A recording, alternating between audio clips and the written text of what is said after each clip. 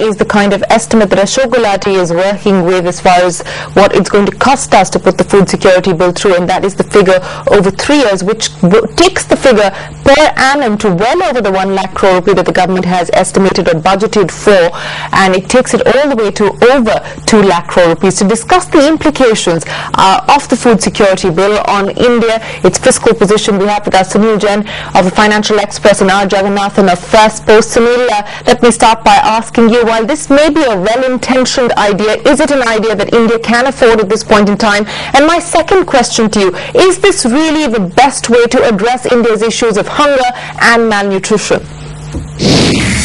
Well, SHEREEN, the cost is something, the government has put it at 95,000 crores. We have a piece by Ashok Gulati. He puts a figure of 6 lakh crores over 3 years. That's about 2 lakh crores a year. Which means he's actually saying the government estimate is wrong by half. Yeah. So I think, so there's a huge fiscal issue, there's no doubt about it. I think to address your other question of whether this is the correct way to deal with the problem, I think what we have to understand is that if 66% of India's population is going to be served by the food security bill as and when it completely rolls out, and we're talking about this population getting that food at within a sixth to half the market price. It could actually even be a seventh or eighth of the market price. We're effectively saying we're telling the private sector, the private grain trade which provides food to most people today, we're telling the grain trade that we don't need you to be here. Yeah, I think that's going to be a fundamental problem. You've called it the nationalization. You've called it the nationalization of trade. Yeah, that's right, absolutely. So I think that's a serious problem area. There's another colleague of mine who dealt with the news column which will appear tomorrow in the Financial Express, is that there's going to be a big burden on the state government. There seems to be an internal agriculture ministry note which says that the burden on state governments could be as high as 34 to 35,000 crores in a drought year. In fact, which is why if you see the state governments have not been as enthusiastic about this bill. Jackie, let me come to you because you've written a fairly scathing piece as far as the implications of the food security bill are concerned, and you believe that this will actually achieve food insecurity and lead to a devastation of the economy. Why is that? Well, there are 3-4 reasons why. The first thing is, can you have food security without having agricultural productivity? If the agriculture minister is not on board, why are you going to ensure food security? So you are going to have bad politics delivering bad economics. That's at the fundamental level. The second issue is that if you are going to have a drought in any 1 year, you need about 65 million tons to feed this giant food security bill every year. And remember, every year the population is going up. So one assumes that the requirement of grain will keep going up in the same proportion, since we are not saying poverty is going to come down because of the food security bill, which means your grain requirements will keep increasing. So you are not budgeted for a simple thing like one crop failure in 1 year, which means you'll end up importing the grain, and when you are not been in the grain market abroad. So you're going to push up international grain prices, and you'll have to have even bigger subsidies. If you're going to have 100,000 crore, which is the government's wrong number, and which Professor Gulati says might be 200,000 crore, and if you're going to have a bad year, you might have more than 200,000 crores, because suddenly you'll have to import a quarter of your grain to feed the food security bill's needs, and you're going to be in trouble. So it's going to devastate the central budget. Sunil Jain, coming back to you, we've talked about the perils in terms of what the impact is likely to be as far as the fiscal situation is concerned. We've also talked about the possibility of having to import large quantities of grain in case we were to have a crop failure or monsoon failure here in India. But the larger issue also of the distribution mechanism. This is going to be distributed through the old leaky PDS system, which hasn't been efficient, which hasn't worked, and now you're suddenly going to expect it to turn around and deliver a miracle. Absolutely.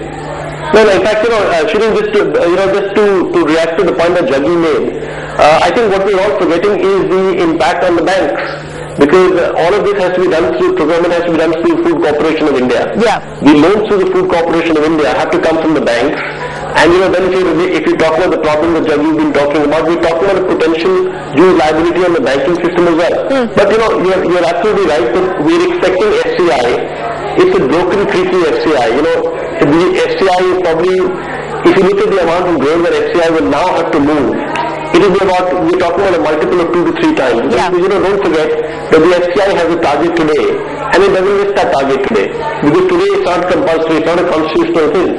once it becomes a right, once it's a right to food, you know, then it becomes, the FCI just has to pick up. So looking at FCI doubling or trebling its capacity, which as you're saying is completely impossible. You know, I also want to talk about the current problem, which is the problem of inflation, and how this bill, if it actually goes through, is actually going to not alleviate that problem, but actually enhance that problem. Jaggi, you've written about that in your piece as well, that this is actually going to be a bigger problem to have to deal with on the inflation front.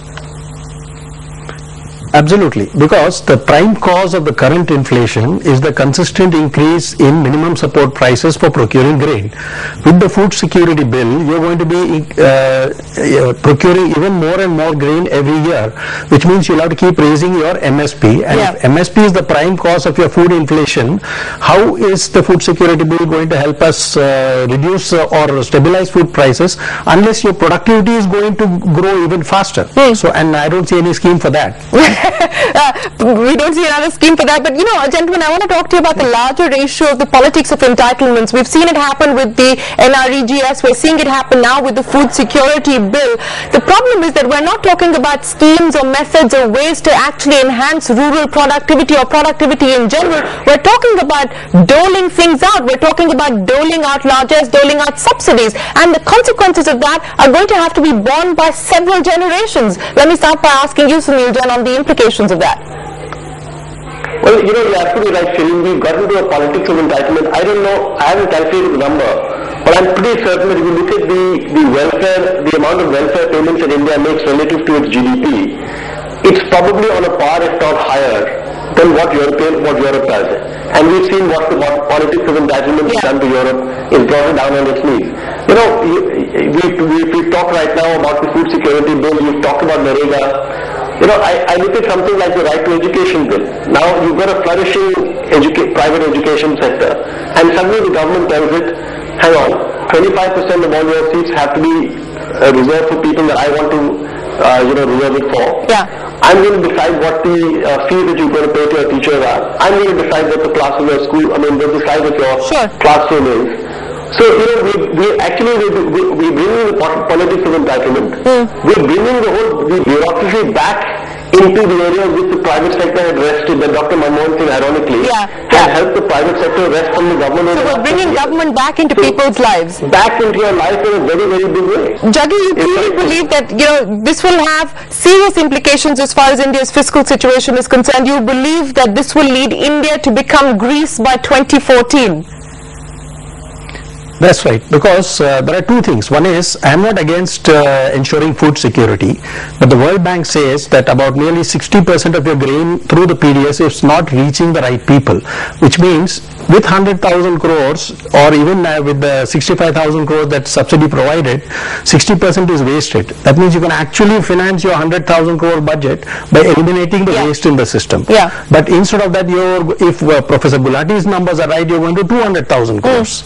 So what you're going to do is essentially keep on, and how is the government going to finance it when your growth is going down and when revenues are slipping?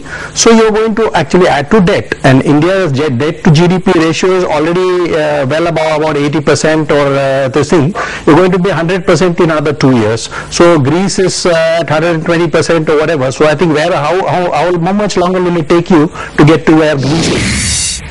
All right, Greece by 2014. That's the view coming in from R. Jagannathan, the editor of Firstpost. Sunil Jain, Jaggi, appreciate you joining us here on India Business Hour. This is going to go through debate in Parliament, and we hope some of those contentious issues are indeed dealt with as far as the food security bill is concerned. Ella. Well,